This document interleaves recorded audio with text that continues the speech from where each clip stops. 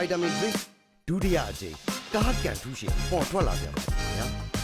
အားလုံးဆက်ပြီးရင်ကုန်နိုင်ဖို့ငွေသားစုရွှေစုတွေများစွာနဲ့